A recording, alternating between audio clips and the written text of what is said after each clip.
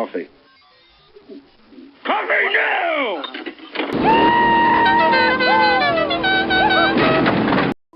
There is a conspiracy theory that a shadowy elite of international bankers are secretly controlling the governments of the world. They say that the people that control this world could sit around one large table and have lunch. The theory goes that these elitists plan to create an all-powerful new world order, a world government that will destroy anyone who disobeys them. It is a theory shared by militiamen and neo-Nazis, and also by an increasing number of mainstream Americans. The message spreads through underground videos and anti-New World Order talk shows. Is there a new world order? There's a new world order. Is there a new religion coming? A new religion's coming. The new world odor has a certain smell about it. The smell of death. This is the story of a family who wanted to escape from the clutches of this tyrannical elite by moving to a mountaintop in Idaho. It is also the story of how their paranoid fantasies came true. Are you proud of yourself? Are you proud of yourself? You're gonna kill all the children to get what?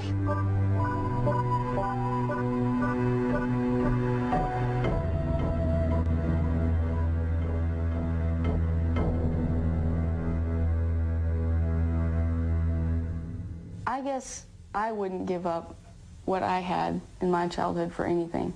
Like when I was little, I would go out and I could sit and watch, you know, a wasp dig a hole in the ground for hours. And then I'd follow it and it'd go paralyze a worm or a cricket or something and it would drag it into its hole. But the media just portrayed that we were all crazy and had landmines everywhere and all we cared about was guns, I guess. But I mean, I do like guns, I still do.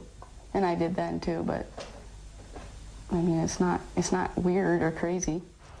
When Rachel Weaver was 2 years old, in the mid-1980s, her parents, Randy and Vicky, moved the family from Iowa City to a mountaintop in Idaho, a place that became known as Ruby Ridge.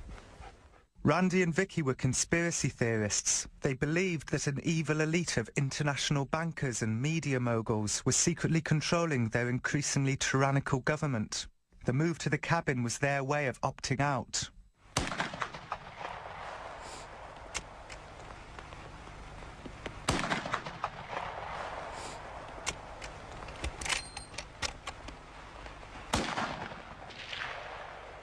Am I hitting it at all, guys?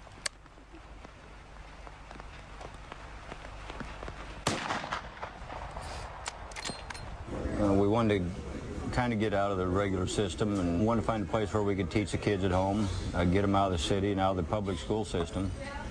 Like government school is what I call them.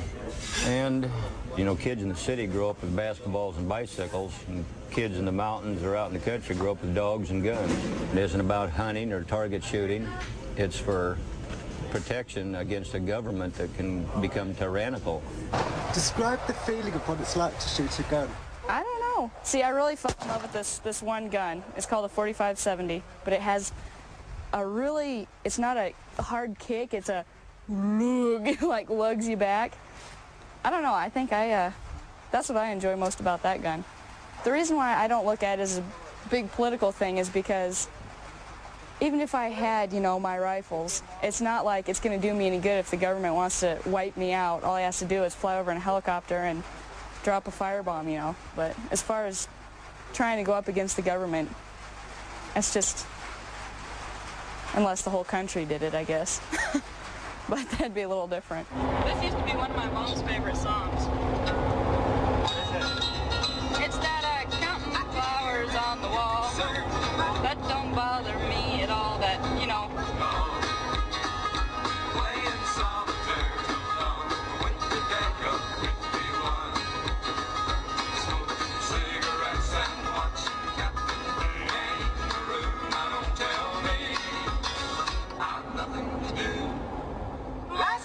The Weaver family moved to the mountains because they were panicked by the underground videos they saw portraying their government as out of control and destroying the lives of simple people who wanted to live free.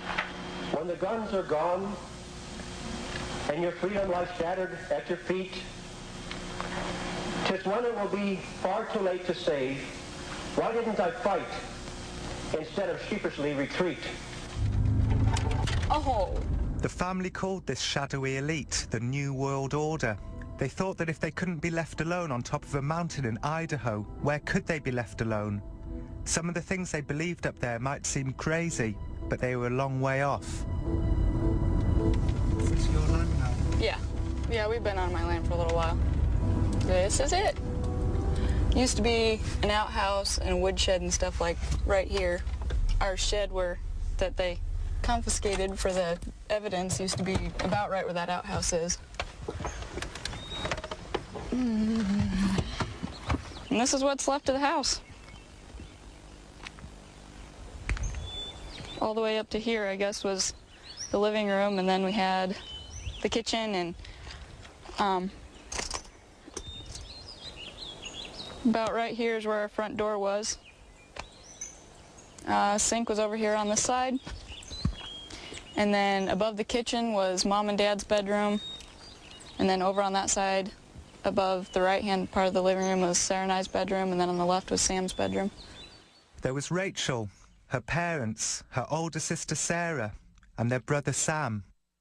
Later on, Vicky would give birth to a baby, Elishaba, up there. We'd build tree forts and little huts and use old dead branches, and sometimes we'd make a little dugout and hide behind that and play war games. And I remember using some of the leaves off the bushes as play money and going to the store where there'd be like, it was really make-believe. Tell me about the war games. Just kind of cowboy. Yeah, just kind of cowboy Indian type things. I believe in searching for, quote, the truth about politics, religion, whatever. I like just to discuss that with people. We always sat around and talked about stuff. I mean, that was like kind of the family, pastime, because we were always together, so we always talked about stuff. One place the Weavers went to discuss politics was Aryan Nations, a hardcore neo-Nazi compound 70 miles from the cabin. Aryan Nations holds summer camps every year, and Randy used to visit, sometimes taking the children along. Aryan Nations are very specific about who they feel is in charge of the New World Order. Who do you believe is in charge of the New World Order? Well, it's the Antichrist Jew, same one that murdered Abel. Do you think all Jews, or just some Jews? All Jews. In other words, it's a blood order. DNA has proven it.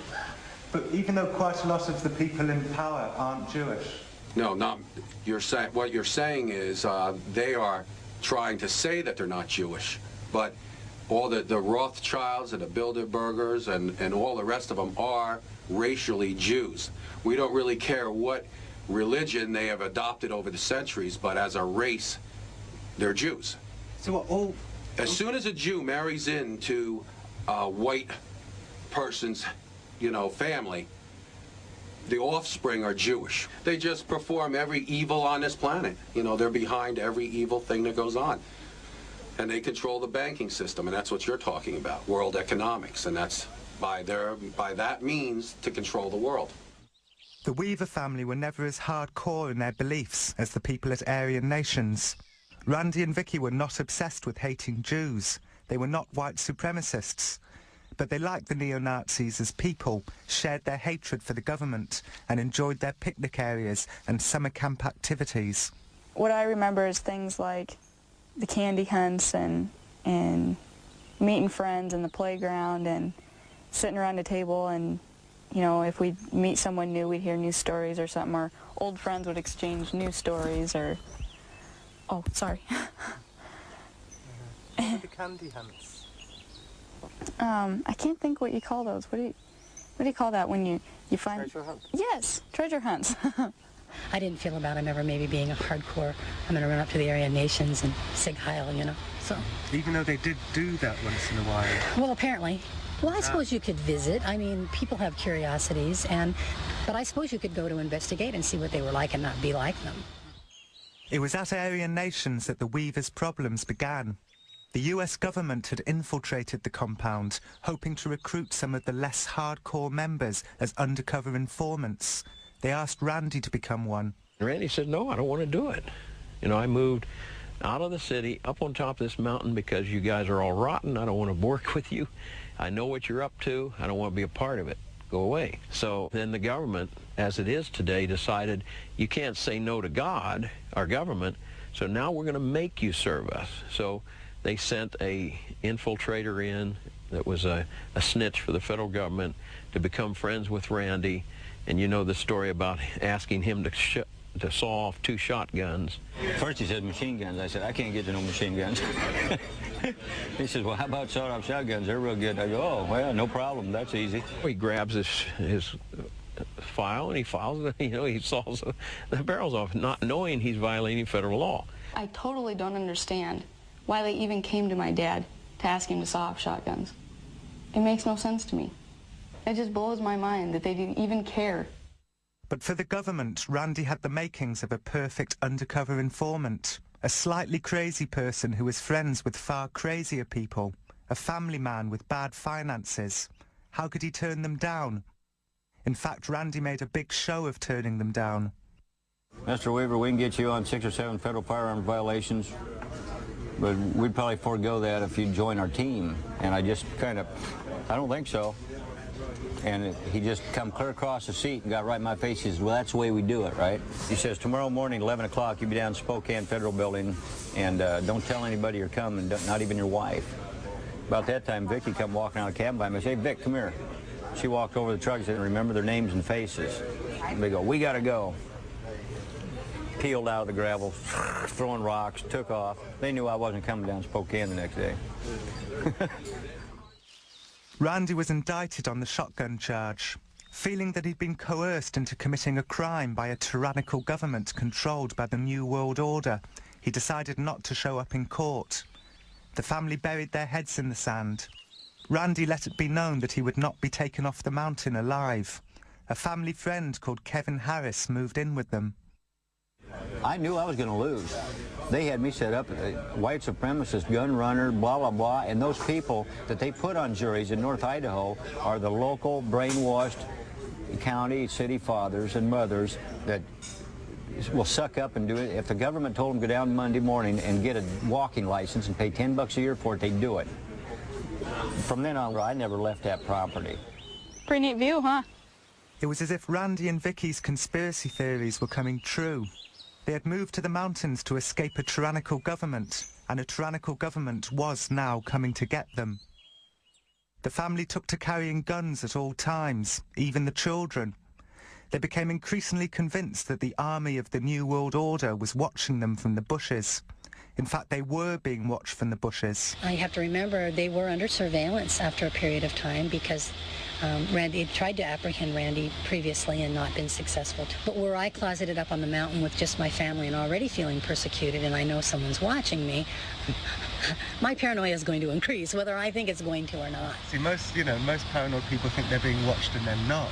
Right. Here was somebody who's daughter. They were actually being watched, you know, so, yeah, they're on a high alert, you know. So any little thing that occurs becomes a big thing. Can you hear that? Somebody's on their way up. Oh, see, now if we were out at the rock, I could run out and see who it is.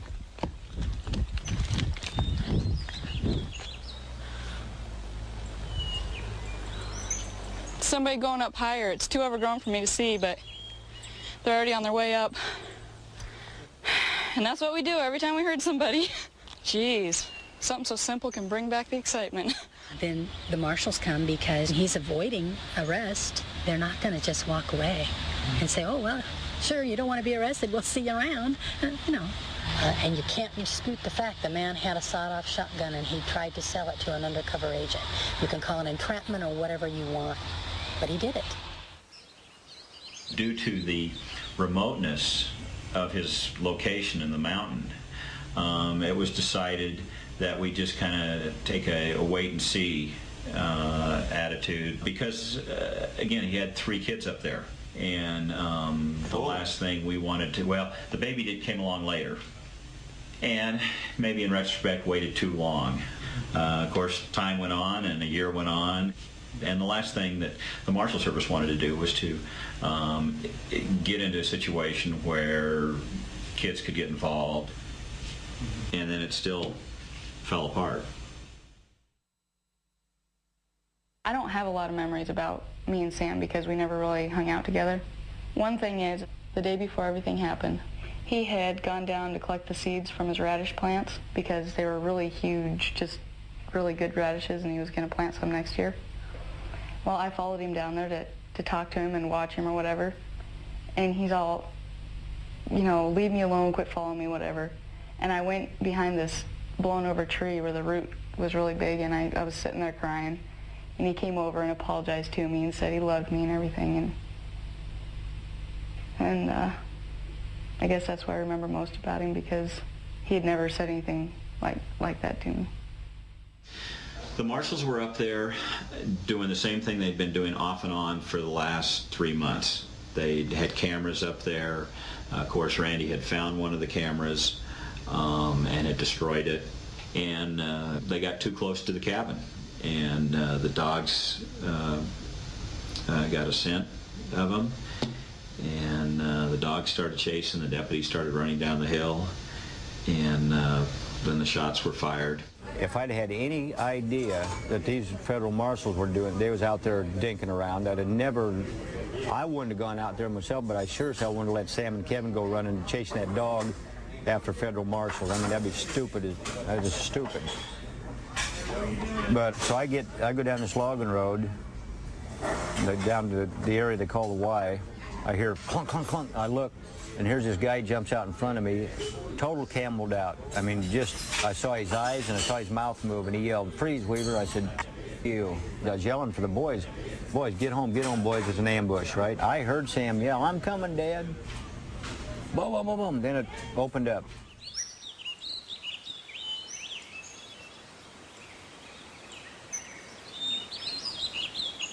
The deputy started running down the hill. Randy, Kevin Harris, and Sammy Weaver started chasing them down. The dogs started coming down. They got to a Y. The deputies stopped, and shots got fired.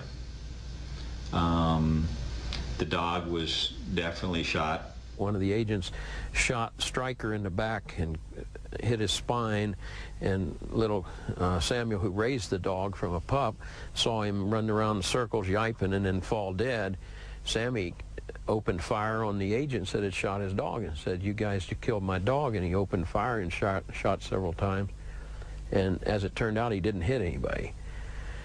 But then when they of course fired back at him with military rifles, these automatic fire rifles, and almost cut his left arm off.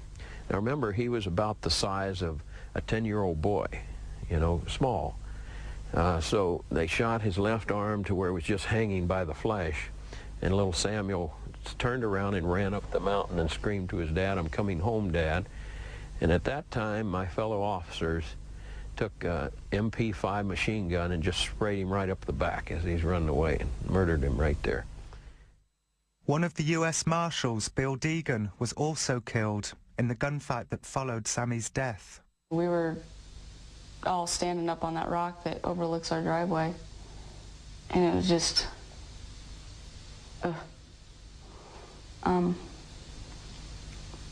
Mom and Sarah and I, and Dad was up there with us by now.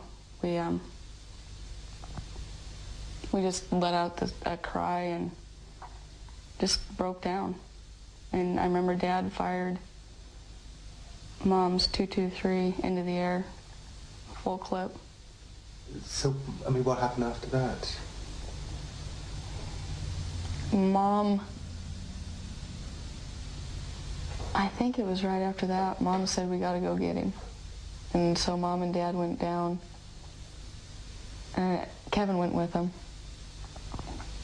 And I went in the house and got Elizabeth dressed. And I never saw him. They put him in the guest shed, and Dad and Mom went in and cleaned him up and wrapped him in a sheet, I guess. It was a bad deal. You know, I didn't give a shit about nothing after that. I still don't, pretty much. See, I don't remember days. To me, it's just all one. It's like one long bad day. Vicky Weaver wrote in her diary that night that Sam was killed while chasing the servants of the New World Order. A US Marshal had been killed, so his team called for backup. A 400-strong army descended on the cabin. They sealed off the mountain. 2 miles away, down in the valley, the neighbours began a protest at the roadblock. Martial law was declared by the state governor, who called the Weaver cabin an extreme emergency and disaster area. Good afternoon. A federal agent has been shot and killed in a confrontation with a fugitive in North Idaho. We started listening to the news that night. Oh, crazy bastard, you know, white supremacists murder U.S. Marshal. Yeah, right. We murdered him. Yeah, wrong. This is a big deal now. Crazy white supremacist, and they got a dead cop. Whoa, whoa, this cop is worth more than my son? I don't think so. He ain't even worth more than my dog. Were you aware of just how many troops turned up after that? No, hell no. The military operation was undertaken with such stealth that besides from hearing a few sirens down in the valley, the Weaver family had no idea that their cabin was now surrounded by FBI snipers. I think it's one of these things that a couple agent friends of mine, when we get together for lunch, it never fails. This comes up at every lunch. And it, well, wonder if we would have done this, or well, who said that, or why was that done, or... And what about the rules of engagement?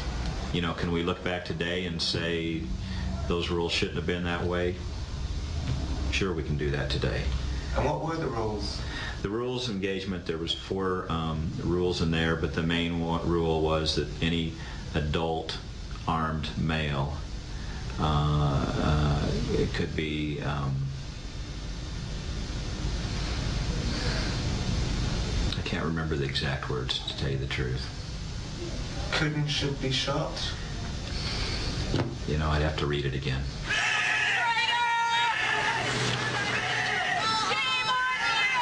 They were extreme. Some people would say a lot of things went wrong up there.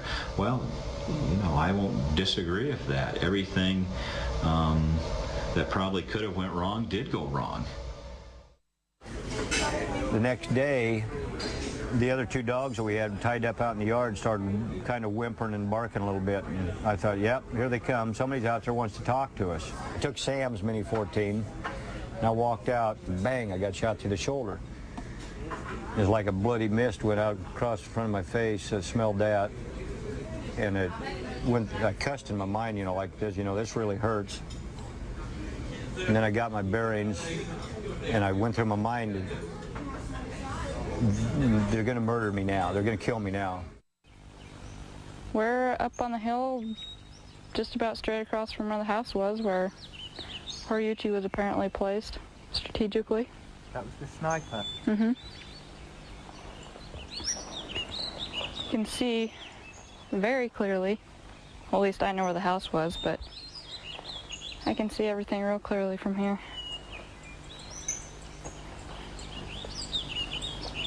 You can see that old cook stove laying on the platform right now. And if I can see that, and he had a scope, I know he could see a lot more. He first took a shot at my dad and hit him in the back, came out through his armpit. And then, as they were running into the house, he shot my mother, and it went through her head and killed her, and the bullet then entered Kevin Harris. Where was your mother at the time? Standing right about where that cook stove is. It'd be about exactly where she was. She was holding my little sister, who was 10 months old at the time.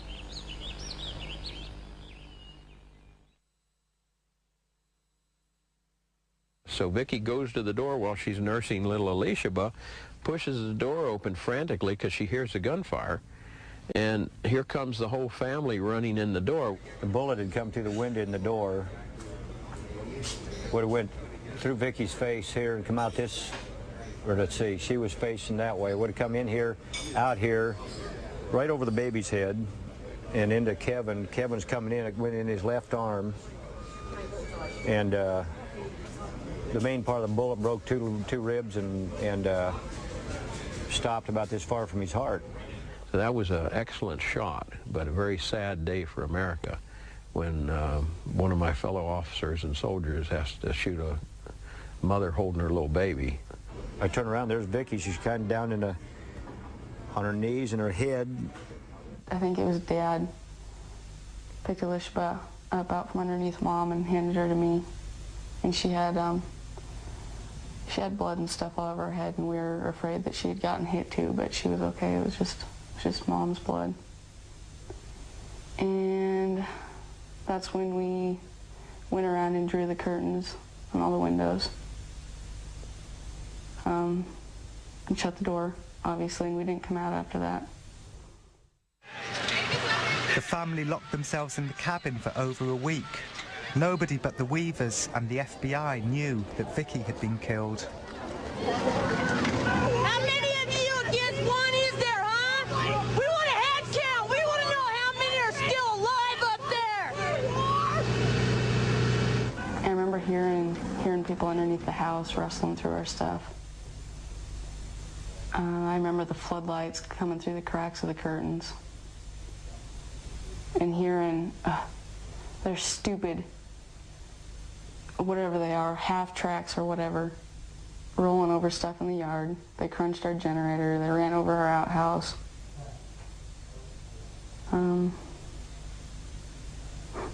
Not to mention, down at the Y where everything happened, after they shoot the dog, and then my brother, they ran over the dog. It's just sick. Baby killer! Baby! Huh? Baby killers! You're all baby killers. You're a bunch of senseless bastards! All of you!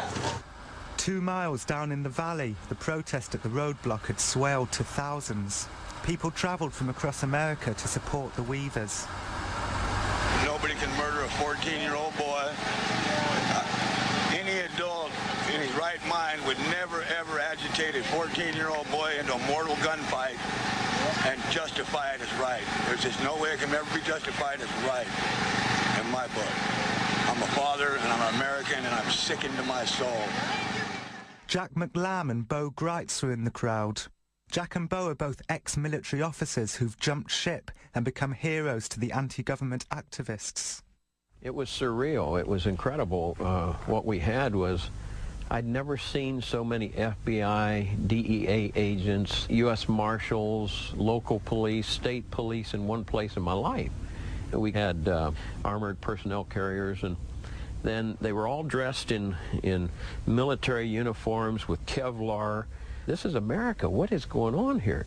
Every day they would shout at us through the bullhorn or loud thing or whatever you call it.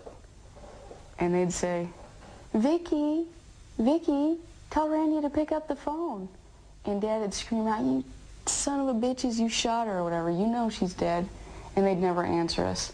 And I know they could hear through the walls. They were under the house. They were around the house. They were everywhere. How much will you take? How much will you compromise? What are you doing? How many dead patriots will you bury? But there were people who were holding up signs that said "Death to Zog." What does Zog mean? It means Zionist occupational government. And the neo-Nazis, Randy had attended their church a couple times, and he didn't like it, so he left. And so they felt they would come to his aid. And so they were there with their signs saying it was a Zionist occupational government was doing all this. It was a week into the siege. The FBI had failed to convince the Weavers to come out, so they invited Jack and Bo up the mountain to talk with Randy and his daughters through the cabin walls. Bo Greitz and Jack McLam walking across the bridge across Ruby Creek, heading to Randy's mountain house. Later that night, Jack and Bo came back down the mountain to tell the protesters what they'd learnt. I want all of you in the vigil to join your hands. I want you to get close, and I want you to get warm. I've got good news and I've got bad news. The good news is that we went right up to the top of the hill and established an immediate dialogue like I knew we could with Randy. Wasn't any problems at all. This communication is going to continue. I want your hands joined. That's an order. I got a reason for it. The bad news, and get a grip on yourself, is that Vicky was killed. Damn. And most unfortunate thing, apparently she was killed on Saturday. Wonderful mother has had her life taken, and she's in God's hands as we speak. Our Father, as we approach thy throne tonight, we're thankful that some are left alive. We pray again tonight your blessing upon them that are the girls and our Father, we ask that you be with Kevin tonight and get them through. That we are women of Yah, and you will not let this come to pass again, because we are the virtuous women. You are his enemy, and you will never receive us in your hands again from our Savior. Never will you take another woman down. Never. And may we die fighting. We're going to war! Proud to serve these morons. They don't care if you die. They put you out here in front. You're nothing. You're nothing. Don't touch me. I'm with you. The spinning had begun in earnest. The FBI said that Randy might have shot his own son in the back. They said that the Weavers were white supremacists, that they lived in a mountain fortress or a heavily armed compound. The media reported these allegations as fact. At one point they said you had, like, bunkers and... Yeah, the root cellar. Yeah, they said this was a compound. That's why they could sneak up within 15 feet of us. I came to a point in my mind that I knew we was all dead. And it's just a matter of time. And it didn't even matter. Except I was hoping that if they killed any of us, they was going to kill us all and do it quick, because I didn't want to see my kids suffer. They'd already proven that they, was willing to kill kids. They claim they're there for they'd send a hostage rescue team. That ain't no hostage rescue team. That's an FBI terrorist team is what it is. They're snipers. They put a name like hostage. There weren't no hostages up there. Hostages don't pack guns. And they said you had booby traps and landmines. Oh yeah. They said a lot. They said I was wanted for robbing banks in Montana and Washington. They made up all kinds of garbage that wasn't true. But that way, see, they can justify to the public it's okay to kill us because we're all crazy and we're bad guys, right? That's why they do it. So why do you think some people were blaming Zog for what happened up on Ruby Ridge? Oh, I don't know. I suppose they figured that Zog controls the federal government and that's who has come up there and ruined our lives. Took some of our lives as the federal government. They have a lot of influence. The Zionists have a lot of influence. I mean, we give them $3 billion a year, Talking about Zionist Jews, there's like 4 different kinds of Jews. They ain't all bad. Some conspiracy theorists say that the demonization of Randy Weaver as a white supremacist is thematic of the New World Order's tactics, that they falsely accuse anyone of anti-Semitism who gets too close to the truth. Could this be true? One thing's for sure, in terms of Randy Weaver, the white supremacy angle was clearly working.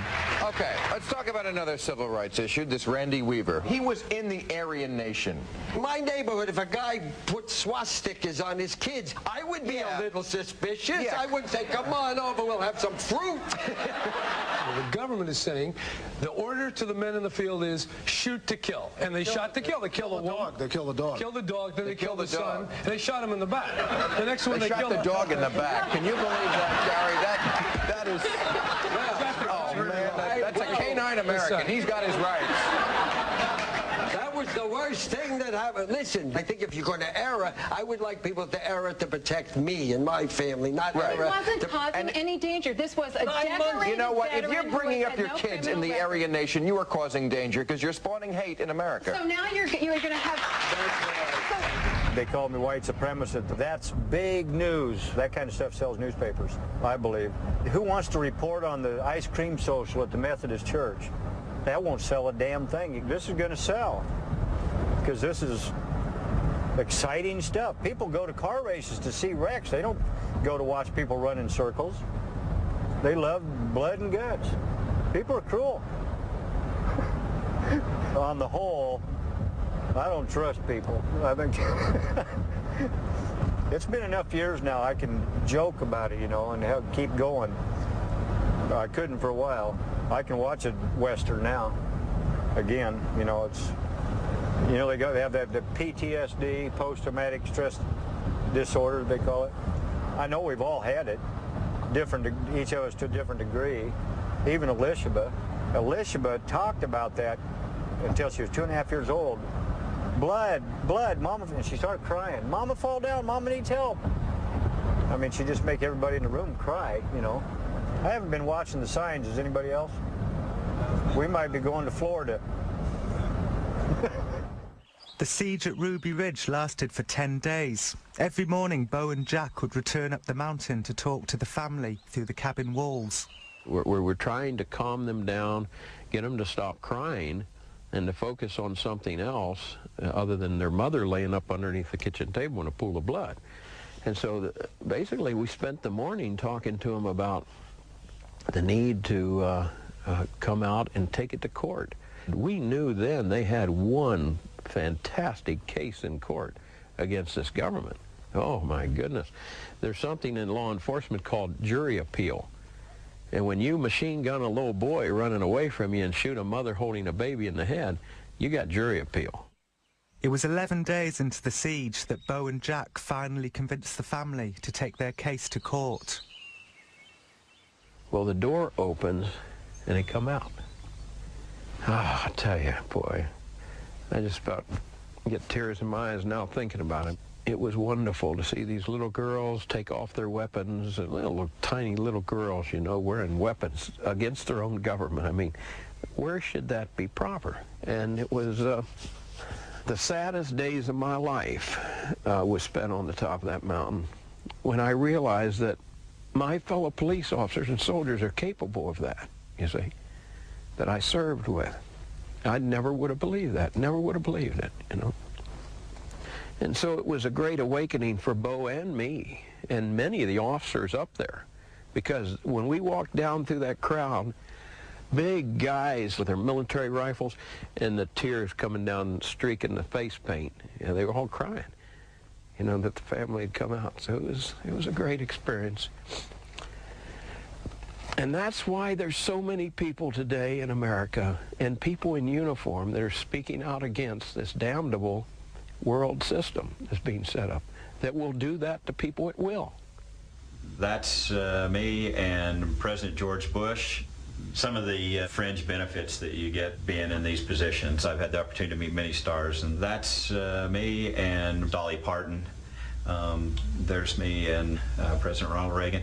Down here is a picture of Randy Weaver when we brought him off the jet shortly after we had taken custody of him. You know, in law enforcement, you always think that individual that you arrested was guilty. The jury chose another avenue, and I don't have to agree with that, but in this country, I have to respect it.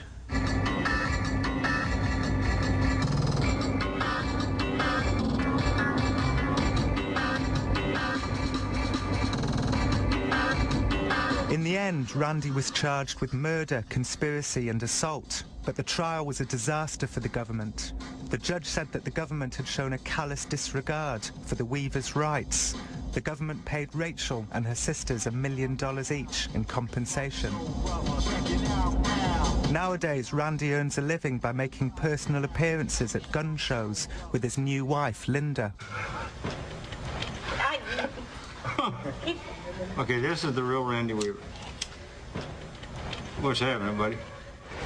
2 miles from the cabin is the Deep Creek Inn, where the family used to go for nights out. Rachel and I went there for supper. We were unaware that the resident guitarist had waited years to meet Rachel. My name is Dallas Pike, and I'm a storyteller. I've been living in Nashville for the last few years. I moved up here about a year ago. What happened to your family is the reason I came to Idaho. I have a feeling you may appreciate this song. Red stains in the snow, Bloody Ridge, Idaho. Red stains in the snow, Bloody Ridge, Idaho. 1,000 meters is a long, long way.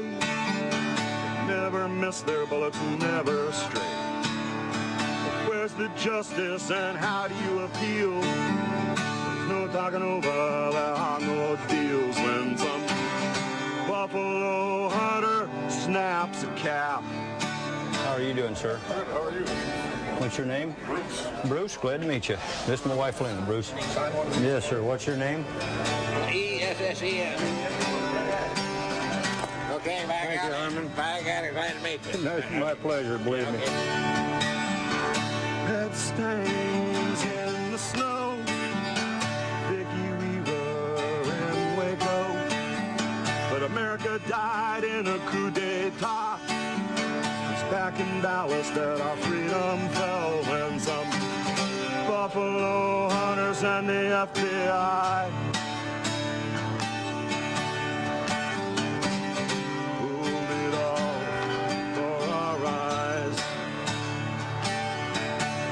Okay, yeah, here. Do it like it. There. Bless her. This is cute. And look right into the lens so your eyes flash. All right. I'll sign this here pretty quick. Red stains in the snow, too many names for us to know.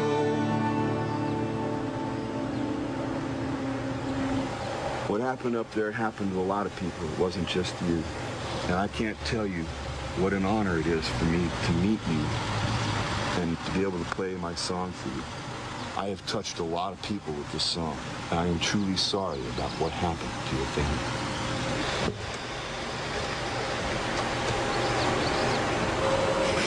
I don't know what to say to people when they do that.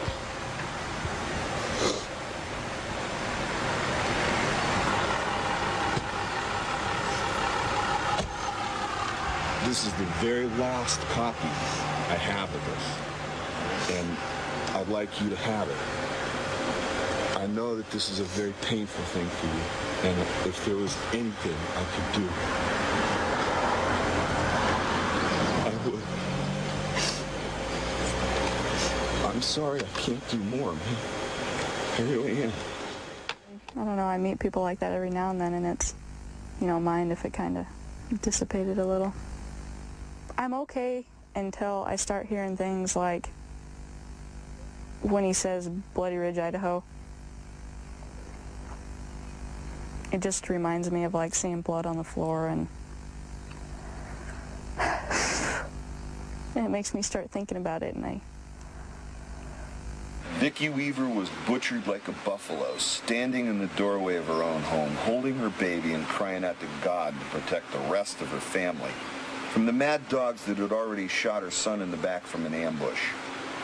With one bullet, Lon the hitman Horiuchi brought Vietnam to America.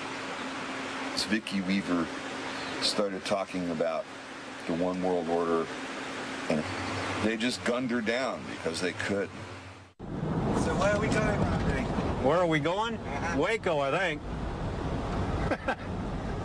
And what are we going to do when we get there? Well, we're going to talk to folks. So we must be almost there, right? I'll bet we are. We'll probably recognize a new church building. Randy has never before visited the ruins of the Branch Davidian Church at Mount Carmel in Waco.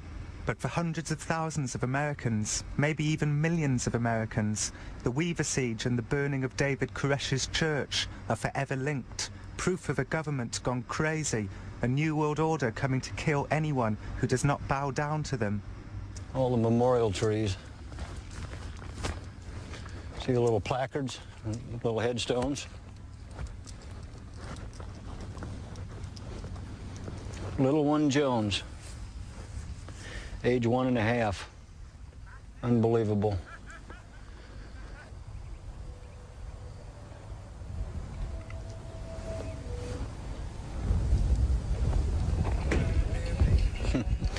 I'll tell you what, boys, I wouldn't put that one on my place. I have no regrets about them. They was looking for trouble and they found it. Look at these boys. Are they growing up or what? How you doing, buddy? He's about bigger than your dad. How you doing, man? Oh, they ain't been shot at lately. Things are looking up.